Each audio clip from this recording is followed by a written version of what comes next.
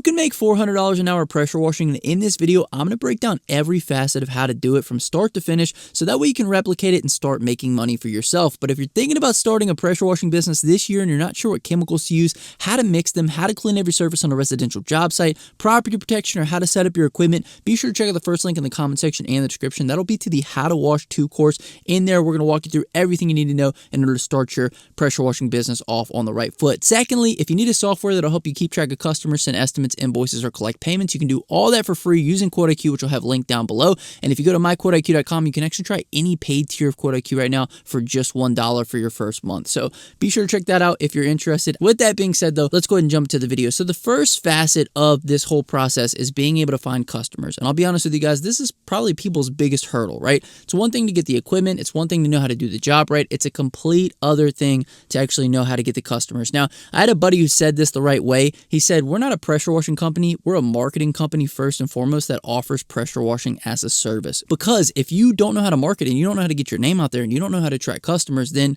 what do you really have? You're not really a pressure washing company. We are in the business of getting our name out there, showing people the service that we provide, and getting paid in return for that service. So anyway, all that to say is you need to learn how to get customers. Now, there's a bunch of ways you can do it. You got Facebook, you got Google, you got websites, you got word of mouth, you got friends and family. You got all these different ways to go about getting customers. Now, the biggest thing to realize, though, is where you get your customer really depends on how much you can charge them. And you might be like, Justin, I'm just going to charge everybody the exact same. It doesn't really matter. Well, it does, because not everybody needs to get it done. And what I'm saying is this. Some people will be like, I get customers off of Facebook and they don't want to pay anything. All they want is a $99 guy. And that is because they don't need to get the job done. I want you guys to think of it this way. If you just ate a meal and you went through a drive-thru and saw a hamburger for $10, you're going to be like, I'm not paying $10 for that hamburger. Maybe I'd pay 99 cents for it, because you're not hungry anymore. You don't need to eat, so therefore you don't need to pay what you're going to pay. This customer that we're servicing in this video needed to get this job done because they were having a big get together at the end of the week, so they had to get the job done. So in those instances where someone needs to get it done, you can actually charge more of a premium, especially if you place yourself in a position of being the best in town. You are the go-to company, and therefore you're able to charge more, because not only do they need it done, they also want it done the right way and by the best people. So highly recommend, if you guys aren't in the right places of people actively searching out your service, you can check out me and Mike's coaching program. We have 4 or 5 different courses in there that teach you actually how to get customers. So highly recommend you check that out. So like I said, this customer came through on Google, and once they come through, our call team answers it. The next thing that we want to do is we want to actually give them a quote. Now, I had to go in person for this one because unfortunately the satellite view on this one was really outdated. I also tried to look up Zillow. There was no Zillow information on this one. After I talked to the homeowner, he said that he built the property 30 years ago. So there was pretty much no record online, and the satellite view was completely out of date, trees in the way, I couldn't see anything. So I did go to this one in person. I would say 9 times out of 10, probably 9.5 out of 10, I'm not going in person to look at anybody's house. All I'm doing is I'm looking at it through QuoteIQ. I'm using Map Measure Pro to measure out the property, and then I'm sending them over an estimate really quickly, and I'm able to close people within like 3 text messages this way. It's completely beautiful. It's perfect. I don't have to waste my time going to these properties, and we're able to get the job done without me having to drive around, shake hands, and kiss babies just to get a quote out. So once I've taken a look at the property, I send over the quote. I actually used a new feature that we just built into QuoteIQ called Client Hub to send this quote, which actually allows me to text with the customer directly through QuoteIQ because I have a partner in this business, and having only one person that's able to correspond with the customer is an absolute nightmare, where he'll tell me things to text the customer and vice versa. Not to mention, losing that customer in all of my different, text messaging with personal and business it's just a good way to separate everything out. So if you guys haven't heard about Client Hub yet, if you have a QuoteIQ subscription, everybody who has Ultimate or Premium got Client Hub for absolutely free. You set up your phone number, you can pick the area code, so that way it looks like a phone number that's, within the area code that you're in, and then you can use this as your business line, which is how I use it now. And anybody who works in your company can actually see those communications. And also, like, let's say that you had an employee that was going out out that needed to communicate with the customer to move something or that they were running late, they could communicate directly through the app, and you can actually, keep your eyes on that. So it's been a huge game changer. I highly recommend, if you guys haven't checked it out, be sure to check it out. But once you've quoted the property, you've got to go ahead. The next step is to go ahead and get it on the schedule. We actually got really lucky on this one because we had a job that was scheduled, and it was about 15 minutes away, the location was, at another property on the same day. And anytime you have more than one job that's pretty close, you're going to be able to make significantly more money, right? So like, the other job I think was a $550 job.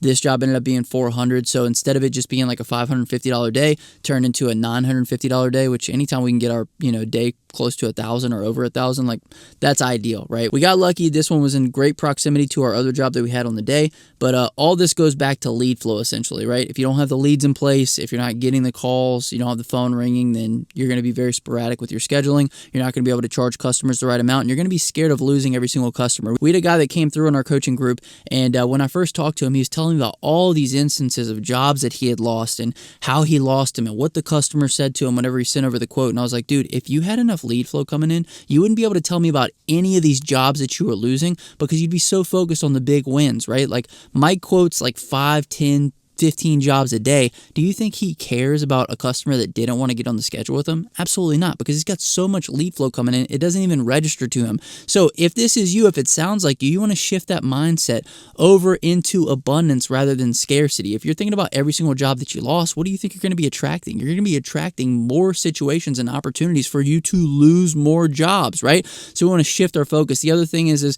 I taught him some closing tactics that would really help him out and help him to maximize on the lead flow that he has. I realize that lead flow is a long-term game. It's not like we can flip a switch and have a bunch of leads flow into our business. I wish that was the case. In some instances you can.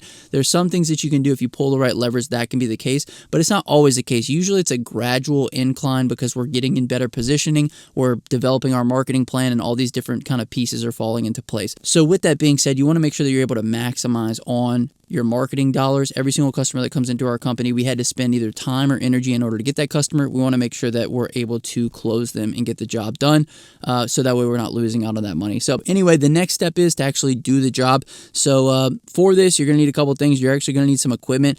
For us to do it, we have a soft wash system as well as a pressure washer, and this is what's going to make the job get done as quickly as possible. We also had 2 people, so my partner on this one is going to be doing the soft wash application, and I'm going to come back and rinse everything with the pressure washer. All of this, by the way, is low pressure in order to avoid damaging the property. You guys will see me do 2 different ways of rinsing. One is a ball valve rinse. The other one is I'm using different tips on the pressure gun. You do both ways. Just the long range tip helps us get a little bit higher, and some of the other tips I like to use because it helps remove stuff off a brick and things of that nature. So it's important to have a lot of tools in your arsenal for whatever it is that you are addressing. Now, things to do before the job, before you actually start washing, you want to do a couple different things to make sure that you don't damage anything. So first and foremost, you want to tape outlets. This is incredibly important because the last thing you want to do is get water behind an outlet. We've had this happen, and we've had to call electricians. We've had sparks fly, things of that nature. You never want to have that happen. It turns a good day into a bad day really quickly. The next one is you want to wrap all the cameras. We don't want to get SH on these people's cameras. They probably spend good money on them, so that's exactly what we did. We keep a bunch of grocery bags on the truck for instances where we need to wrap all of their cameras up. Another thing is you want to look for exposed wood. This house did have some siding that had come off of it, so there was a ton of exposed wood. We just make sure that we don't hit that with any water. We also make sure we document everything with pictures, so in the event that we get accused of something that we didn't do, we can show them, picture evidence or video evidence. That's another reason why I film these jobs, because it gives me video evidence in the instance that, we're blamed for anything. I can always go back and take a look and say, oh, this was this way before we did it, or vice versa, whatever the case may be. Another one is electrical boxes. We've actually had instances where electrical boxes had a hole on top of it, and that caused some issues. So just kind of want to be mindful of where those are and not to spray a ton of water at those. Also, exposed wires can be an issue. We don't mess with exposed wires, so taking note of where those are, you can tape those off, and not spraying a ton of SH or water around those is a good way to go. Another thing that I've seen people do is bag fans. We don't do it all the time, but from time to time we will do it if we feel as though it might get harmed in the cleaning process. Another important thing is not to apply too much pressure. If you have siding that is oxidized, you can actually wash off, the paint off the siding or whatever the surface is on the siding if it's too oxidized. And then lastly, you just want to be, cognizant of any wood that's around the property. Sometimes they'll have like a wood front door. Sometimes they'll have wood beams, whatever the case may be. You don't want to get any bleach on the wood, so you kind of want to bag those areas off. You also want to make sure you rinse those areas properly. So we've just had some instances where we've gotten bleach on wood before and had to come back and paint it. So some of these things I can tell you, but you're not going to learn until you actually make the mistake, because you'll just be like, oh, well, it'll be fine. I'm sure it'll be all right. And then you make the mistake, and then you have to address the customer. Then you have to make it right, and you got to take time. And once you make that mistake, you won't make it again, because, it costs you time, energy, and money to fix it. Lastly, you're going to collect the money once you're done with the job, and then you're going to get a review, recycle, rinse, repeat, right? Then we're going to do that whole process over again. But the word of the day on this one's going to be easy money. Once you have these pieces in place for getting the lead flow, doing the quotes quickly, getting the jobs, doing the jobs quickly with the right equipment, the money is good and the money can be easy. Now, it's not always easy. There are hiccups, there are things that go wrong, and there are costs involved with a lot of this stuff. However, there's not a ton of businesses that I know about that you can make really good money like this really quickly. And so for me, it's a great business. That's why, we've been doing it for so long. But when you put in the right systems in place, it's hard not to make good money, with this kind of business. So if you guys made it this far in the video, comment down below easy money on hashtag you're a real one. My name is Justin. It's Forever Self-Employed. Until next time, hustle hard. Get that money, baby. Peace.